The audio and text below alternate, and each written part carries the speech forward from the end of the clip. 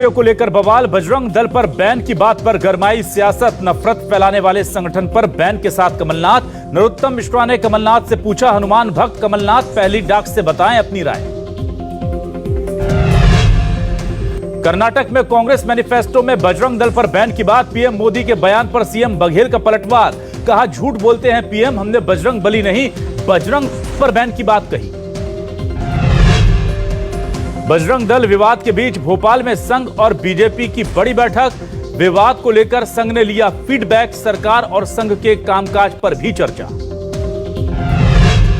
बाबा बागेश्वर की कथा से पहले बिहार में सियासत तेज। बिहार के शिक्षा मंत्री ने बाबा बागेश्वर को बताया पाखंडी। कहा, नफरत फैलाने वाले जेल जाएंगे। धार में फूड पॉइजनिंग से 200 लोग बीमार। शादी समारोह में खाना खाने से बिगड़ी तबीयत। सभी की अस्पताल में सभी का इलाज जारी।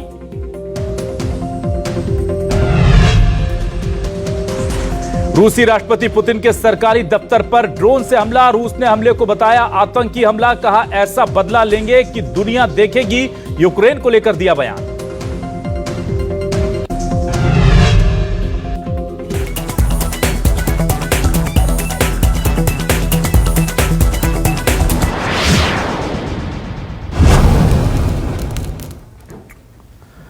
नमस्कार, बहुत स्वागत है आप सभी का। आप देख रहे हैं आपकी बात मध्य प्रदेश। आपके साथ मैं हूं अभिलाष मिश्रा। कर्नाटक में कांग्रेस के मैनिफेस्टो में बजरंग दल पर बैन को लेकर मध्य प्रदेश में सियासत गर्म हो गई है। कर्नाटक से उठे सियासी बवाल पर एमपी में भी संघ और बीजेपी के नेता सक्रिय हो गए। उधर सीएम शिवराज और गृह मंत्री नरोत्तम मिश्रा ने पूर्व सीएम कमलनाथ से सवाल पूछ लिए और तंज किया कि क्या आप हनुमान भक्त हैं। कमलनाथ बजरंग दल पर बैन की बात को लेकर क्या कहेंगे, इससे सहमत हैं या नहीं, यह जरूर बताइए। जवाब में कमलनाथ ने सुप्रीम कोर्ट का हवाला देते हुए कह दिया कि जो भी कानून व्यवस्था में अड़चन पैदा करेगा, ऐसे हर उस संगठन के खिलाफ कार्रवाई होनी चाहिए। दरअसल इसमें बजरंग दल की तुलना पीएफआई यानी पॉपुलर फ्रंट ऑफ इंडिया से करने पर विवाद और बढ़ गया है। बीजेपी और बजरंग दल इस तुलना का विरोध कर रहे हैं। कर्नाटक में जैसे ही इस बात का चुनावी घोषणा पत्र जारी हुआ, उसके बाद विरोध प्रदर्शन हुआ पूरे देश में। हैदराबाद की तस्वीरें आप इस वक्त मेरे साइड में देख रहे हैं। हैदराबाद में बजरंग दल के कार्यकर्ताओं ने प्रदर्शन किया, गिरफ्तारी दी है और उन्होंने इस पूरे मामले को कहीं ना कहीं हिंदुत्व के एजेंडे से भी जोड़ा है। अब इसे लेकर के मध्य प्रदेश और पूरे देश में सियासत गर्म हो रही है। तो आज इसी पर करने जा रहे हैं हम आपकी बात।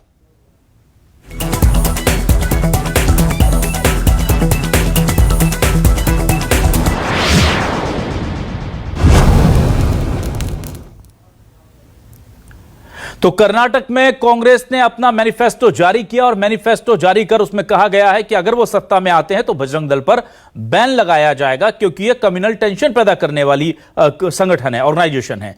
उधर जब ये बात जैसे ही पता चली, पीएम मोदी ने इस पूरे मुद्दे को हाथों हाथ लिया और अपने मंच से, अपनी सभा से अब तक भारत माता की जय का नारा लगवाने वाले पीएम मोदी ने पहले 3 बार बजरंग बली की जय का नारा लगवाया और जाते वक्त भी भारत माता की जय के साथ साथ बजरंग बली की जय के नारे लगवाए। दोनों तस्वीरें आपको दिखाते हैं। 2 तस्वीरों में देखिए इस सियासत के कितने क्या मायने हैं। भारत माता की, भारत माता की, बजरंग बली की, बजरंग बली की, बजरंग बली की। और आपको बता दें कि कांग्रेस ने इस पूरे मामले को लेकर के साफ कर दिया है। कांग्रेस धीरे धीरे पहले इस पूरे मामले को लेकर मध्य प्रदेश कांग्रेस चूंकि सॉफ्ट हिंदुत्व के एजेंडे पर चल रही थी, जब ये सवाल उठे तो लगा कि शायद कांग्रेस इसमें बीच का रास्ता अख्तियार करेगी, लेकिन कांग्रेस ने स्पष्ट कर दिया है। कांग्रेस ने बजरंग दल बैन को लेकर उसे एंडोर्स करने की बात कही और कहा है कि जो संगठन भी कानून व्यवस्था में अड़चन पैदा करेगा, उस पर कहीं ना कहीं कानूनी कार्रवाई होनी चाहिए। क्या कहा है कमलनाथ ने और आरिफ मसूद ने, सुनिए। कोर्ट ने कहा है कि सुप्रीम कोर्ट ने कहा है, कई दफे कहा है, आज भी कल ने कहा कि जो भी ऐसी संस्थाएं और व्यक्ति हैं जो सामाजिक विवाद पैदा करती है, उन पर कई कार्रवाई की। ये किसी को टारगेट नहीं करती, ये है कि जो भी अपने समाज में विवाद या नफरत की बात करते हैं, किसी भी संस्था का हो, कहीं का भी व्यक्ति हो, सुप्रीम कोर्ट ही कहती है इस पर कड़ी कार्रवाई के लिए। तो खुला संरक्षण में उनको काम करा जाना, तो ये बैन कहाँ है? ये तो संरक्षण दे रहे हैं। ये तो चाहते हैं, यहाँ की सरकार तो उनको बल देती है, उनको चाहती है कि और करो दंड जितना चाहो, क्योंकि विकास छुपाना है ना, विकास तो कर नहीं पाए तो छुपाने के लिए यही करना है। नहीं, मैं तो ये कहूँगा, मैं तो बैन से ज़्यादा चाहता हूँ कि ऐसी परिभाषा तय होना चाहिए जो मेरा व्यक्तिगत, कि कोई ऐसा एटमॉस्फेयर क्रिएट होना चाहिए कि इस तरह की हरकतें ही ना करें, जो करें उन पर सख्त कार्रवाई होना चाहिए। संगठन क्या है? ये कोई संगठन का तो कोई समझ में आता नहीं है। संगठन तो नाम का है, उद्दंडता का इनका कोई आज तक मैंने कंस्ट्रक्टिव काम तो देखा नहीं, पॉजिटिव वर्क तो आज तक दिखा नहीं है, सिर्फ झगड़ों के अलावा। और आइए अब देखते हैं शिवराज सिंह चौहान, जयभान सिंह पवैया, नरोत्तम मिश्रा और चंद्रशेखर तिवारी यानी कि बीजेपी और हिंदुवादी संगठन से जुड़े लोग क्या कह रहे हैं, सुनिए। भूलेगा कि मध्य प्रदेश में सिमी के नेटवर्क को खाद पानी कौन देता था? सर्जिकल स्ट्राइक का विरोध करने वाले,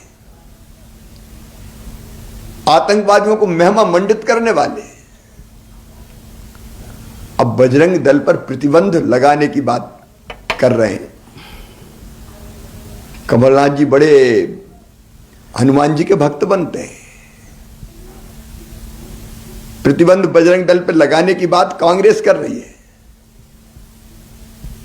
कमलनाथ भी जवाब दें। चाहे टुकड़े टुकड़े गैंग हो, चाहे देश के खिलाफ काम करने वाले लोग हों, चाहे धर्मांतरण का कुकृत्य करने वाले लोग हों, चाहे सांस्कृतिक प्रदूषण फैलाने वाले लोग हों, हमारी सरकार बनाइए कांग्रेस की और अपने आप को सुरक्षित अनुभव करिए।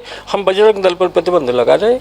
मैंने कमलनाथ जी को पत्र लिखा है, सही है। मैंने उनसे पूछा है वो कांग्रेस के उस बजरंग दल के प्रतिबंध के पक्ष में है क्या। उनने अभी जवाब दिया है कि हिंसा फैलाने वाले सुप्रीम कोर्ट ने कहा है। तो बताओ सुप्रीम कोर्ट ने कहाँ बजरंग दल का नाम लिया है, कब बजरंग दल को प्रतिबंधित किया है? ये काम सिर्फ चुनाव के वक्त ही कांग्रेस को क्यों याद आते हैं? क्योंकि वो वोटों का ध्रुवीकरण करना चाहते हैं। कर्नाटक चुनाव के कांग्रेस के घोषणा पत्र में जिस प्रकार से वक्तव्य दिया गया या ये वचन दिया गया है कि अगर वहां पर कांग्रेस की सरकार आती है तो बजरंग दल पर प्रतिबंध लगाया जाएगा।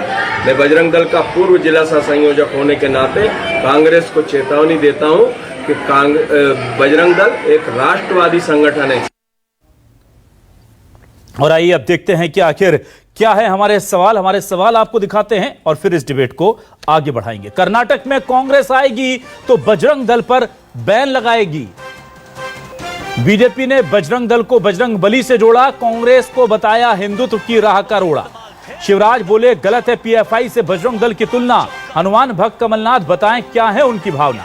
कर्नाटक से एमपी तक जनता के मुद्दों को तिलांजलि। सियासत में छाए बजरंग दल और बजरंग बली, यानी कि अब चुनाव जो है आखिरकार सैफरन जो पॉलिटिक्स है उस पर आ गया है, भगवा राजनीति पर जुड़ गया है, आकर के टिक गया है और शायद जानकार ये मान रहे हैं कि ये बीजेपी के लिए मुफीद भी है।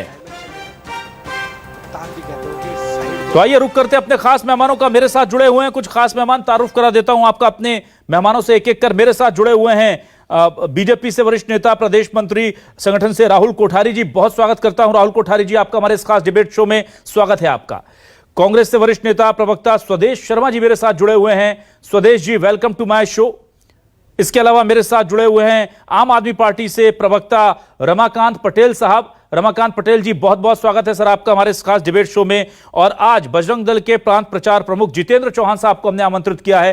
जितेंद्र जी बहुत स्वागत आपका मेरे इस खास डिबेट शो आपकी बात में। सबसे पहले जितेंद्र जी आपके पास ही आता हूं। जितेंद्र जी मुझे यह बताइए कि अब यह मांग उठ रही है और बजरंग दल को बैन करने का सीधे तौर पर चुनावी घोषणा पत्र में ऐलान कर दिया है कांग्रेस ने, कैसे आप इसे देखते हैं? पीएफआई से तुलना हो रही है आपकी, कहा जा रहा है कि आप लोग उद्दंडता करते हैं, कानून अपने हाथ में लेते हैं, समाज में वैमनस्य पैदा करते हैं।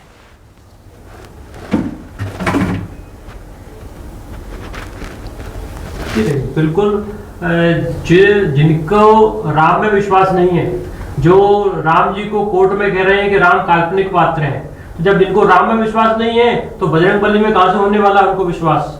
जब बजरंग बली में नहीं होगा तो बजरंग बली के भक्तों में कहां से होगा? तो सीधा सीधा प्रश्न है, कहीं ना कहीं ये उनकी मानसिकता का प्रश्न है कांग्रेस की। कांग्रेस की मानसिकता पीएफआई से जुड़ी हुई है, क्योंकि पीएफआई एक ऐसा संगठन है जो आतंकवादी संगठन है जिस पर देश में प्रतिबंध लगा हुआ है जिसके संबंध ISI और पाकिस्तानी उनके साथ में है, और ऐसे संगठन के साथ में देशभक्त राष्ट्रभक्त संगठन की तुलना करना सीधे तौर पर अपने वोटों की राजनीति है, अपने ऐसे तुष्टिकरण करने का काम है। इस प्रकार के वोटों को ही सहेजने के लिए ये केवल नाम लिया गया है, उनका कोई उद्देश्य नहीं है, क्योंकि उनको वोट चाहिए, और ये वोट तभी मिल सकते हैं जब वो कहीं ना कहीं हिंदू विरोधी को दिखाएंगे, हिंदू का विरोध दिखाएंगे, तभी उनको वोट मिल पाएंगे। ठीक है, मैं आता हूं रमाकांत पटेल जी आपके पास। रमाकांत पटेल जी, मुझे ये बताइए, बीजेपी कह रही है कि गलत है बजरंग दल के ऊपर किसी भी तरह की कार्रवाई करना, और कांग्रेस कह रही है जरूरी है ताकि समाज में सौहार्द बना रहे। आपको क्या लगता है कि कौन सही कह रहा है, और आम आदमी पार्टी का क्या रुख है इस पूरे मामले पर?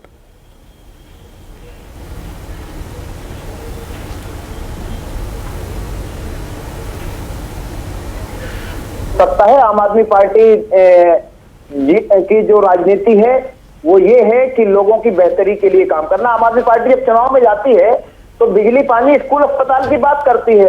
आज असल मुद्दों से ध्यान भटकाने का काम किया जा रहा है। मध्य प्रदेश का किसान आत्महत्या कर रहा है, सिंचाई की कोई व्यवस्था नहीं है, खेती करने के लिए बिजली नहीं मिलती है, और भाजपा के मंत्री ने जो बताया कि 3 साल में मात्र 21 लोगों को, विधानसभा में यह जवाब उन्होंने दिया, 3 साल में मात्र 21 लोगों को रोजगार दिया गया है। मध्य प्रदेश में 2 करोड़ से ज्यादा लोग बेरोजगार हैं। तो इनकी बात करने की बजाय तमाम तरह के अभी एजेंडे सेट किए जाएंगे। उसका कारण यह है कि इन्होंने पिछले 5 साल में कोई एक काम किया नहीं है। तो प्रदेश की जनता को गुमराह करेंगे ये लोग मिलकर के, मुख्य मुद्दों से ध्यान भटकाएंगे। महंगाई पर किसी का ध्यान लेकर के नहीं जाते हैं, बेरोजगारी पर किसी का ध्यान लेकर के नहीं जाते हैं। आज कर्मचारी हड़ताल पे है, प्रदेश की स्वास्थ्य व्यवस्था पूरी चौपट हो गई है। मध्य प्रदेश के सारे सरकारी अस्पतालों में डॉक्टर नहीं है। रमाकांत पटेल जी, ठीक है, आपकी बात सही है, लेकिन आपका रुख क्या है? बजरंग दल पर बैन लगना चाहिए या बजरंग दल पर बैन नहीं लगना चाहिए, इसे लेकर आम आदमी पार्टी का रुख क्या है? देखिए मिश्रा जी, मैं फिर बतलाऊं, आम आदमी पार्टी का जो स्टैंड है वो क्लियर है। प्रदेश की जनता की बेहतरी के लिए आम आदमी पार्टी राजनीति करती है। और रही बात बैन होना चाहिए नहीं होना चाहिए, इस पे हम इस पे कुछ नहीं कहते हैं। आम आदमी पार्टी का एक एक कार्यकर्ता हनुमान जी का पुजारी है, हनुमान जी का भक्त है। अब यहां पर जाहिर सी बात है, तमाम चीजें आ रही हैं। मैं राहुल कोठारी जी के पास आऊं, उससे पहले स्वदेश शर्मा जी आपके पास आता हूं। स्वदेश शर्मा जी, आपको क्या लगता है, बजरंग दल पर जो बैन को लेकर मांग हो रही है, उसे लेकर के साफ तौर पर कांग्रेस मुखर हो गई है? कांग्रेस ने तो अब उसे ऑफिशियली अपने मैनिफेस्टो में जारी कर लिया है। आपको लगता नहीं हिंदुत्व वोट का नुकसान हो जाएगा इससे, आपका हिंदू वोट का?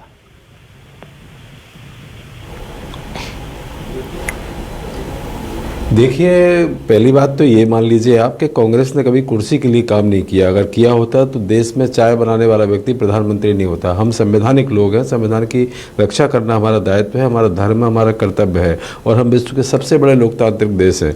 इस लोकतांत्रिक देश में संविधान से चलता है हमारा देश, और संविधान में एक व्यवस्था है। सुप्रीम कोर्ट ने अगर 2-3 बार कह दिया है कि अगर कोई व्यक्ति या कोई संस्था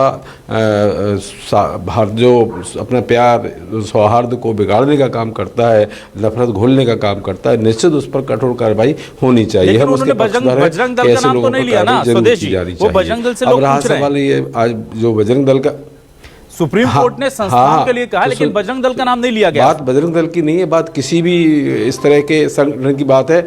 देखिए अगर मेरी बात पूरी होने दीजिए, मैं आपकी बात से सहमत हो जाऊंगा, सही होगी तो मेरी बात सुन लीजिए पहले। बुलंदशहर में एक इंस्पेक्टर की हत्या होती है, उस हत्या में नामजद कौन होता है? सुबोध सिंह, जो बजरंग दल का प्रमुख है। रतलाम में हनुमान जी की मूर्ति के सामने मूर्ति रखी है और अश्लील नृत्य हो रहा है माननीय मुख्यमंत्री शिवराज सिंह चौहान के जन्मदिन के अवसर पर। सतना में एक ही परिवार के 2 बच्चों की हत्या कर देना, मतलब 2 भाइयों की, सगे भाइयों की हत्या करना, वो व्यक्ति भी बजरंग दल से जुड़ा हुआ पाया गया। गरबा पंडाल में अगर गैर हिंदू को काम दे दिया आयोजकों ने, तो बजरंग दल के लोगों ने घुस करके उसकी मारपीट की और यहाँ तक उसको अदमा करके छोड़ा। अब बात करते हैं हम वैलेंटाइन डे की। वैलेंटाइन डे पर हमने अपने मध्य प्रदेश में भी देखा, दूसरे प्रदेशों से भी खबरें आई हैं। हमारी छोटी छोटी बच्चियाँ निकलती हैं बाहर, लड़के भी निकलते हैं, आपस में दोस्त होते हैं और दोस्त एक दूसरे को शुभकामनाएं देते हैं। ऐसे में बजरंग दल के लोग कुछ निकल के आते हैं, उनके मुंह पर कालिक पोतते हैं, च्युइंगम उनके ऊपर चिपका देते हैं, उनकी मारपीट भी करते हैं, उनको गधे पे बैठाने का काम भी देखा हमने, ये सीन भी देखा, गधे पे बैठा के निकाल दिया। इस तरह के असामाजिक काम किए जाने वाले लोग अच्छे तो नहीं हो सकते। अभी जौरा की एक घटना है, जौरा में 8 तारीख की बात है, एक नोटिस दिया है कोर्ट ने हनुमान जी को कि हनुमान जी आप अपनी जगह खाली कर दीजिए, मंदिर आपका अतिक्रमण में बना हुआ है। तो ये सरकार पता नहीं कहाँ सोती रहती है। और बजरंग दल को ठीक है, महाबली बजरंग बली से जोड़ा जाना, मैं समझता हूँ ये भारतीय जनता पार्टी और आरएसएस का अनुवांशिक संगठन है, इसको उस संगठन की मर्यादाओं में रहना चाहिए। अपने आप को भगवान से जोड़ देना, मैं समझता हूँ बजरंग बली का भक्त मैं भी हूँ, यहाँ हमारे भारतीय जनता पार्टी के प्रवक्ता बैठे हैं, राहुल भाई ये भी है, अभिलाष जी आप भी हो, ये भी है मेरे बजरंग दल वाले। लेकिन इसका अर्थ ये तो नहीं हो जाता कि हम बजरंग बली हो गए। कुल मिलाकर के भक्त कोई भी हो सकता है, इसका अर्थ ये नहीं है कि बजरंग दल आपका नाम हो गया तो आप बजरंग बली के बड़े करीबी लोगों में गिने जाने लगे, आप तपस्वी हो गए, आप विद्वान हो गए और आप श्रद्धा के पात्र हो गए। स्वदेश जी, एक सवाल का जवाब चाहता हूं। आप बता रहे हैं मध्य प्रदेश में बजरंग दल के ऊपर आपने इतने आरोप लगा दिए, कर्नाटक में तो बोल दिया आपने बैन करेंगे, तो क्या कांग्रेस की गवर्नमेंट आएगी तो मध्य प्रदेश में भी बैन होगी? क्या आपके मैनिफेस्टो में यह मामला रहेगा क्या? देखिए मैनिफेस्टो की बात नहीं है, मैंने आपको एक ही बात बोली है कि संविधान से देश चलता है और सुप्रीम कोर्ट ने कहा भी है। तो अगर इस तरह के उपद्रव मध्य प्रदेश में होंगे तो जैसे छत्तीसगढ़ में सरकार हो रहे हैं, आपने मुझे गिनाया, आपने मुझे रीवा की घटना गिनाई, आपने तमाम घटनाएं गिनाई, लाइन ऑफ ऑर्डर कंट्रोल में है, लेकिन आपके पास तो ऑलरेडी लिस्ट है ना सर। लेकिन ऐसी घटनाएं अगर हमारी सरकार में होगी तो निश्चित रूप से उन पर कठोर से कठोर कार्रवाई होगी, ये बात पक्की ठीक है। राहुल कोठारी जी के पास आता हूं। राहुल कोठारी साहब, पहले सबसे पहला सवाल तो मेरा यह है जो स्वदेश जी उठा रहे हैं और तमाम लोग उठा रहे हैं कि बजरंग दल पर बैन लगाया और इसे बीजेपी ने बहुत ही खूबसूरती से बजरंग बली के अपमान से जोड़ दिया। अब आप मुझे बताइए, बजरंग दल पर बैन एक संगठन के तौर पर अगर लगाने की बात कही गई या कहा गया कि हम लगाएंगे, इसे बजरंग बली का अपमान आप कैसे साबित करेंगे सर? अभिलाष जी, बहुत अच्छा प्रश्न आपने किया है, लेकिन इस प्रश्न के जवाब के पहले मैं एक और सवाल आपसे करूंगा और जवाब भी मैं ही दूंगा कि ये जो आपने डिबेट न्यूज 24 पे आज रखी है मध्य प्रदेश छत्तीसगढ़ पे, आप जानना चाहिए आपको भी कि मध्य प्रदेश छत्तीसगढ़ का बहुत गहरा रिश्ता है इस पूरे कर्नाटक के चुनाव से। जी, हमारे कमलनाथ जी, जिनको हम स्क्रीन पर अभी देख पा रहे हैं, हमारे मध्य प्रदेश के मुख्यमंत्री रहे, हिंदूवादी चेहरा अपने आप को बताते हैं, बजरंग बली का भगत अपने आप को बताते हैं। उनकी मैं प्रशंसा करना चाहूंगा कि वो कम से कम ऐसे बयानों से उन्होंने दूरी बना रखी है। उनको भी अभी समझ में नहीं आ रहा है कि ये कर्नाटक का मैनिफेस्टो किस तरह से निकल कर आया है। दूसरे एक और व्यक्ति तो मध्य प्रदेश से जुड़े हैं, दिग्विजय सिंह जी। दिग्विजय सिंह जी वो शख्सियत हैं जिनकी मानसिकता, जिनकी तालिबानी मानसिकता इस पूरे मैनिफेस्टो के अंदर साफ झलक रही है। ये कहीं ना कहीं दिग्विजय जो फरमान है, जो तालिबानी उनकी सोच है, वो अपने आप में कर्नाटका के मैनिफेस्टो में हमें दिखाई दे रही है। आप जानते हैं कि दिग्विजय सिंह मध्य प्रदेश के जब मुख्यमंत्री थे, उन्होंने उस समय भी बजरंग दल पर बैन लगाने का काम किया था, घटिया काम किया था। और ये सोच, ये जो अभी मेरे साथी बता रहे थे, जो वैलेंटाइन डे का समर्थन कर रहे थे, कहीं ना कहीं इनके साथ जो उसकी सोच मैच होती है, ये अपने आप में कांग्रेस का मध्य प्रदेश से और कर्नाटक से मैनिफेस्टो से रिश्ता बहुत पुख्ता करती है। और रही बात बजरंग बली से बजरंग दल के रिश्ते की, तो यदि आप क्रिश्चियन को क्राइस्ट से जोड़ के रखते हो तो आप बजरंग बली से बजरंग दल को कभी अलग नहीं कर सकते। आप बजरंग दल को सेवा भाव के काम से, आप इस्लामिक जिहाद के विरोध से, आप गोहत्या के विरोध से आप कभी भी अलग नहीं कर सकते। बजरंग दल वो काम करता है जो इस राष्ट्र को, इस सनातनी परंपरा को आवश्यक करने के लिए, पुष्ट करने के लिए बहुत जरूरी है। उस काम को जो है बजरंग दल करने का काम करता है। भ्रष्टाचार के मुद्दा जो कर्नाटक में एक बड़ा मुद्दा बन गया है, जो एसएमएस का मामला शिवराज सिंह जी ने उठाया है, उसका जवाब इनके पास नहीं है। इसलिए बजरंग दल पर बैन लगाकर तुष्टीकरण करके अल्पसंख्यकों की संतुष्टि के लिए ये काम कर रहे हैं। इसका मुंह तोड़ जवाब कर्नाटक की जनता इनको निश्चित रूप से देगी। ये पीएफआई को बैन करने की जो भड़ास इनकी दिख रही है, ये राम मंदिर बनने की जो भड़ास इनकी दिख रही है, ये सब कर्नाटक के मैनिफेस्टो के रूप में सामने आया है। ये जो इटालियन माता की और उसके संतान की जो सोच है, ये उसमें कहीं ना कहीं ये सामने आई है। इस पूरे मामले का जवाब हनुमान भक्त कमलनाथ, हमारे बड़े नेता के प्रति, एक राजनीतिक व्यक्ति के रूप में, देश के इस तरह के शब्द निकल जाना, आपको शब्द वापस लेनी चाहिए या क्षमा मांगना चाहिए। एक मिनट राहुल जी, एक मिनट, ठीक है स्वदेश जी, स्वदेश जी की आवाज दीजिए, राहुल जी की भी दीजिए। एक मिनट स्वदेश जी, एक मिनट आप प्रयोग किया, कभी जाति सूचक, अरे हमारी परंपरा रही है। स्वदेश जी एक मिनट, स्वदेश जी एक मिनट, स्वदेश जी एक मिनट, स्वदेश जी आती है, स्वदेश जी एक मिनट, स्वदेश जी एक मिनट, स्वदेश जी एक मिनट, मैं आपका सवाल ले रहा हूं राहुल जी। राहुल जी एक शब्द पर आपत्ति कर रहे हैं, स्वदेश जी आप क्या कहना चाहेंगे? देखिए, इनकी आपत्ति हो या इनकी विपत्ति हो, इससे मुझे फर्क नहीं पड़ता, ना मेरी भारतीय जनता पार्टी को फर्क पड़ता है। इनको आज इस बात का जवाब देना पड़ेगा कि मुस्लिम आरक्षण के प्रति जो आगे बढ़ती इनकी सोच है, आज मुझे आश्चर्य इस बात को कहते हुए हो रहा है। यदि आज जिन्ना भी जिंदा होते तो वो शर्मा जाते कि ये कांग्रेस पार्टी जिन्ना से भी 4 कदम आगे बढ़कर मुस्लिम तुष्टीकरण का जिस तरीके से काम कर रही है, ये अपने आप में घोर अपमानजनक है। इस भारत के अंदर बजरंग दल का विरोध करना यानी इस राष्ट्र के विरोध करने जैसा है। जो बजरंग दल का सबसे बड़ा उदाहरण तो होता है कि माननीय प्रधानमंत्री। जितेंद्र जी के पास आने दीजिए मुझे। राहुल जी प्लीज, स्वदेश जी, राहुल जी प्लीज, स्वदेश जी, राहुल जी प्लीज, मैं जितेंद्र जी के पास आना चाहता हूं, मुझे मौका दीजिए। जितेंद्र जी के पास आता हूं सर, प्लीज जितेंद्र जी के पास आने दीजिए मुझे। स्वदेश जी प्लीज, स्वदेश जी प्लीज, जितेंद्र जी ठीक है, स्वदेश जी आपके पास आऊंगा, राहुल जी आपके पास आऊंगा, प्लीज प्लीज प्लीज प्लीज मैं आऊंगा सर आप लोगों के पास। राहुल जी, स्वदेश जी, आप लोग दूसरों को भी मौका दीजिए ना सर, प्लीज। राहुल जी, स्वदेश जी प्लीज उनको भी मौका दीजिए, जिनके ऊपर आरोप लग रहा है उनको भी तो मौका दीजिए सर। स्वदेश जी एक मिनट, आपने अपने आरोप लगा लिए, स्वदेश जी उनको भी तो बोलने दीजिए। जितेंद्र जी के पास आ रहा हूं। जितेंद्र जी, इतने गंभीर आरोप लग रहे हैं, आपको क्या लग रहा है, क्या वाकई में इस वक्त बजरंग दल की, आपको दुख नहीं होता इस बात से कि बजरंग दल की छवि क्या ऐसी हो गई है जिसे आप राम के काम में लगी सेना मानते थे, जिसे बजरंगबली का नाम दिया गया, अब उस पर जितेंद्र जी मेरा सवाल सुन लीजिए सर। ये सिर्फ उनके पास लिस्ट नहीं है स्वदेश जी के पास, मेरे पास भी यहां पर बहुत लंबी लिस्ट है कि बजरंग दल के कार्यकर्ताओं पर कितने मामलों में एफआईआर हुई है, और इसमें कई बीजेपी शासित राज्यों में भी हुई है, ऐसा नहीं है कि सिर्फ कांग्रेस शासित राज्यों में हुई है। कितने हुड़दंग, कितनी मारपीट, कितने कानून को अपने हाथ में लेने की धाराएं आप लोगों पर लग जाती हैं। कांग्रेस के ऊपर एफआईआर देखो, आपके विधायक फरार चल रहे हैं मध्य प्रदेश में, आपके विधायक फरार। राहुल जी प्लीज, आप लोग आपस में बात मत कीजिए। राहुल जी और स्वदेश जी प्लीज प्लीज सर, ये डिबेट है सर, आप लोग आपस में बात कर रहे हैं। राहुल जी प्लीज सर, स्वदेश जी प्लीज, आप लोग आपस में बात मत कीजिए। मुझे एक बार जितेंद्र जी का सवाल मैं ले लूं। जितेंद्र जी, आपका क्या लगता है, इतनी लंबी फहरिस्त है, आप लोगों को लगता नहीं कि कभी एक बार हम आत्मचिंतन कर लें कि आखिर सारी उंगलियां बार बार बजरंग दल पे क्यों उठती हैं? पीएफआई जैसे संगठनों से आपकी तुलना हो रही है, आपको लगता नहीं कि थोड़ा सा कानून के प्रति हमें आदर रखना चाहिए?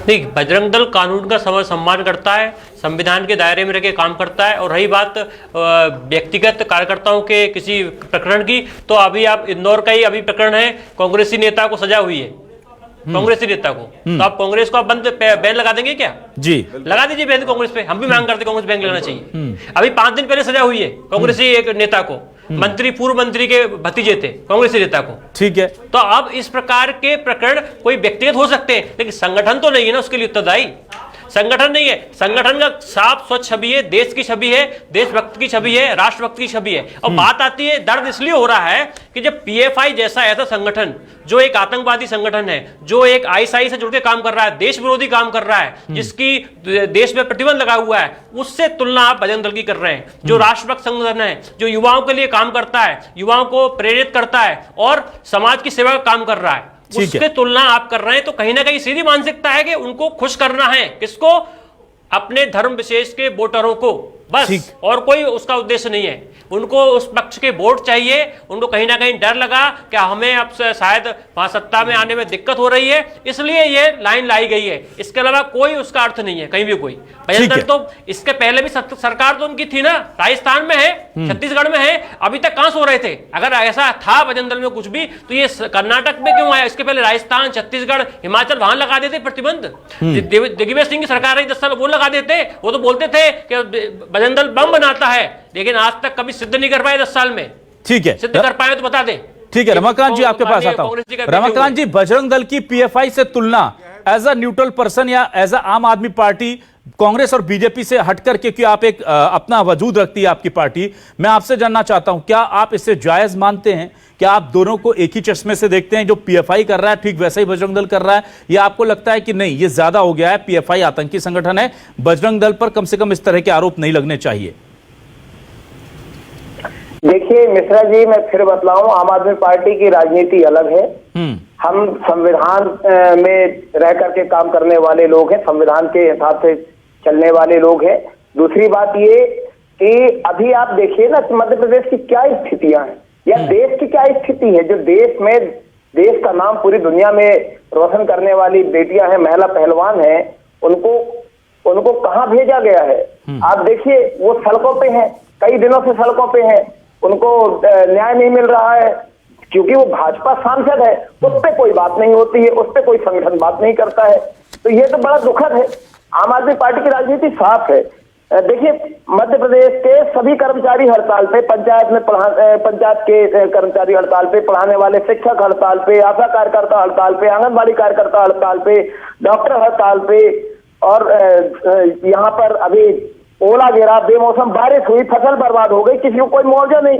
गेहूं बेचने के लिए लाइन पे लग करके लोग मर जाते हैं, अपनी जान गंवा देते हैं। खेती करने के लिए बिजली नहीं मिलती है, किसी प्रकार की कोई व्यवस्था नहीं होती है।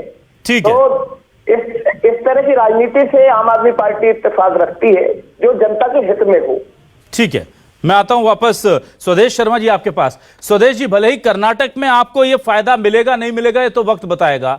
बजरंग दल पर बैन कर हो सकता है कि वहां की सियासत के लिहाज से आपको 2-4% का फायदा मिल भी जाए, पर आपको लगता नहीं कि मध्य प्रदेश, राजस्थान, छत्तीसगढ़, हिमाचल या दूसरे ऐसे राज्य जो उत्तर भारत के राज्य हैं जहां पर हिंदू सेंटिमेंट्स पॉलिटिक्स ज्यादा ड्रिवन जो है वो ज्यादा होती है, वहां पर आपको इस चीज का नुकसान भी हो सकता है? क्योंकि बड़ी मुश्किल से कांग्रेस अपनी एंटी हिंदू छवि से बाहर निकल रही थी और बीजेपी अब वापस उसे उसी फ्रेम में, उसी कटघरे में लाकर खड़ा करने की कोशिश कर रही है।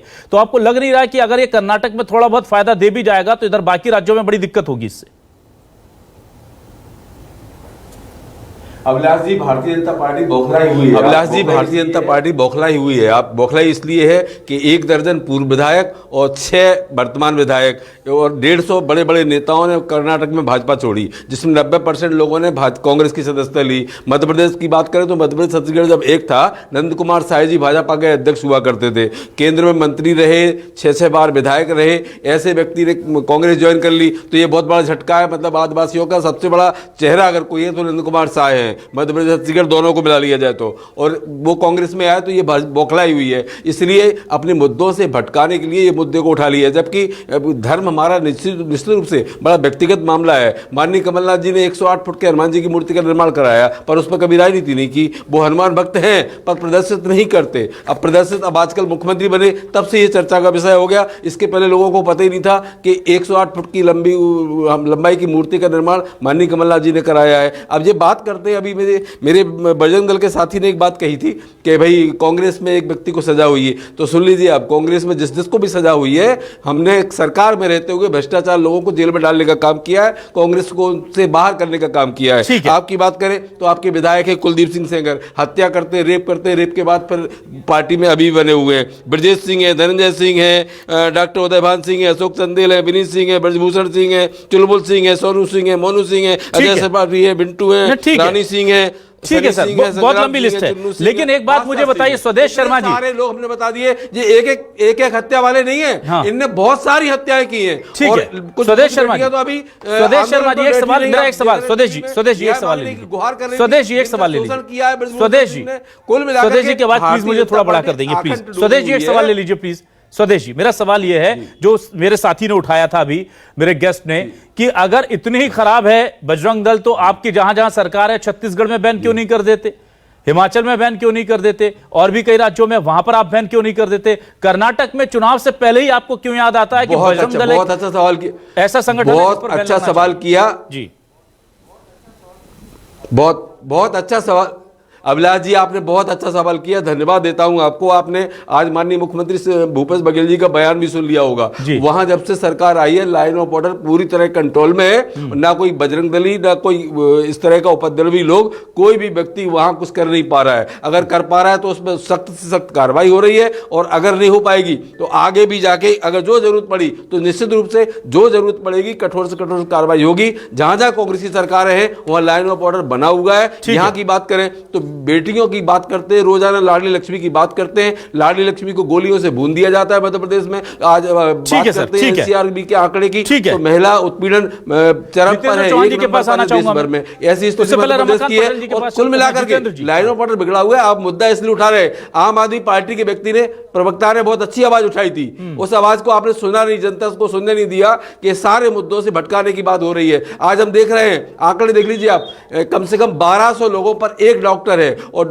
पूरे मध्य प्रदेश की बात कर रहा हूं मैं, एक डॉक्टर है और डॉक्टर हड़ताल पर चले गए, स्वास्थ्य व्यवस्था चरमरा गई। आशा उषा कार्यकर्ता है हड़ताल पर है, एनएचएम कार्यकर्ता है हड़ताल पर है, यहाँ के स्वास्थ्य मंत्री के दरवाजे पर धरना दे रहे हैं लोग। कुल मिलाकर के सरकार अपना काम तो कर नहीं पा रही, बस मुद्दे उठा रही है, मुद्दे डाइवर्ट कर रहे हैं। अपनी बात बिल्कुल ठीक है आपकी सर। मैं आता हूं जितेंद्र चौहान जी के पास। जितेंद्र जी, मुझे यह बताइए, इस बैन के बाद अब बजरंग दल का अगला प्लान ऑफ एक्शन क्या होगा, और क्या जिस तरह से अब हम देख रहे हैं मध्य प्रदेश, छत्तीसगढ़, हैदराबाद, तमाम जगह से खबर आ रही विरोध प्रदर्शन की, आप जारी करेंगे?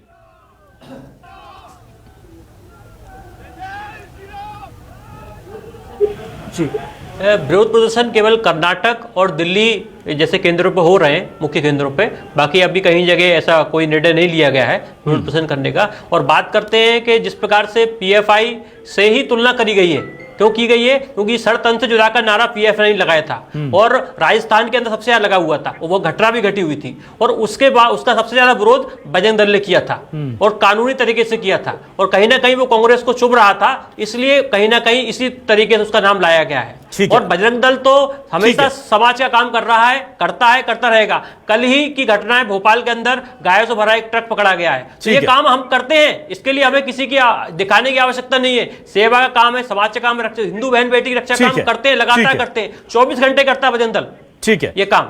मैं राहुल कोठारी जी आपके पास आता हूं। राहुल कोठारी जी, कर्नाटक चुनाव में मैनिफेस्टो जो जारी हो रहा है, पार्टी ने जारी नहीं किया था, ठीक है, उसको लेकर के क्या आपको लगता है कि जो फायदा उठाने की अब बात बीजेपी सोच रही है, उतना फायदा मिलेगा? आपको लगता है कि कांग्रेस ने सेल्फ गोल किया है?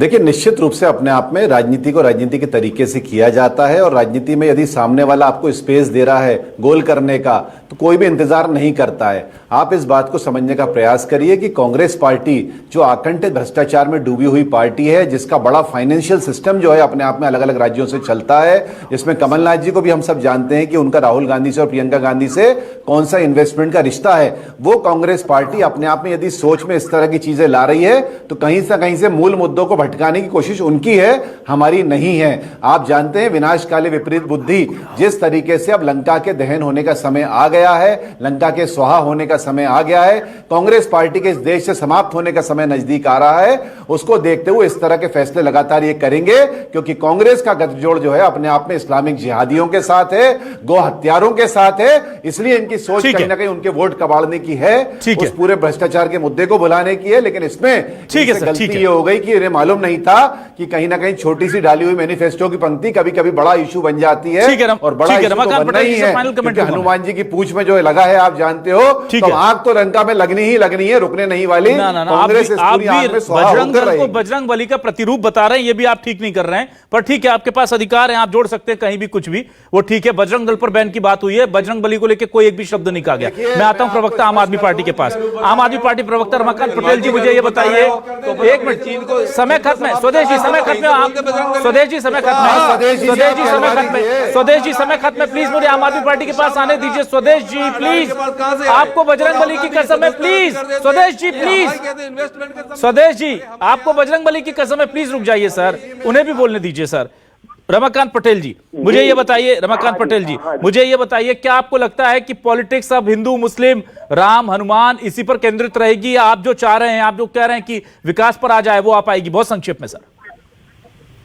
जी, निश्चित तौर पे देश की जनता सब कुछ देख रही है, देश के लोग बहुत समझदार हैं, देश के लोग देख रहे थे कि किस तरह से देश के प्रधानमंत्री मुफ्त की रेवड़ी बोल बोल करके और देश के लोगों का अपमान कर रहे थे। आज कर्नाटक में भारतीय जनता पार्टी क्या बोल रही है, हम जो है आधा लीटर दूध प्रतिदिन प्रति परिवार को मुफ्त देंगे, ये बोलने को मजबूर हुए हैं। जो आम आदमी पार्टी का एजेंडा था, जो आम आदमी पार्टी के मुद्दे थे, स्कूल, अस्पताल, शिक्षा व्यवस्था, स्वास्थ्य व्यवस्था, बिजली, पानी, महंगाई से राहत, आज इन पार्टियों की मजबूरी हो गई है इस पर चर्चा करने की। ठीक है, तो आम आदमी ठीक है। पार्टी के मुद्दों पे ही राजनीति होगी आगे आगे चलकर की निश्चित है। ठीक है, तो जाहिर सी बात है कि अब बजरंगबली और राम के बाद और क्या सियासी घमासान होगा ये देखेंगे।